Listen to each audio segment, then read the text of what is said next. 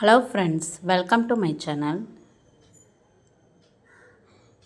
இன்றைக்கி சின்ன நெல்லிக்காய் இருக்கிறல அதில் எப்படி ஊறுகாய் பண்ணலான்னு சொல்லி பார்க்கலாம்.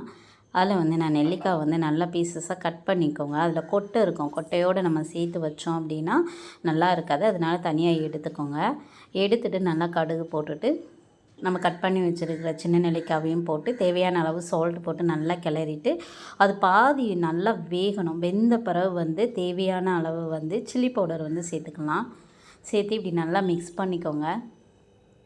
புளிக்கரைசல் இப்படி கட்டியாக சேர்த்துக்கணும், ரொம்ப சேர்த்துடக்கூடாது. அந்த அளவுக்கு ஏற்ற மாதிரி கொஞ்சமாக இப்படி சேர்த்து நல்லா அதிலே பாயில் பண்ண விட்டுறணும். இப்படி நல்லா பாயில் ஆன பிறகு ஃபைனலாக பெருங்காயம் கொஞ்சம் போட்டுக்கோங்க. போட்டுட்டு தேவையான அளவு நாட்டு சர்க்கரை கொஞ்சம் லைட்டாக சேர்த்திங்க அப்படின்னா ஒரு ஸ்பூன் சேர்த்திங்கன்னா சூப்பராக இருக்கும், செம்மையாக இருக்கும்.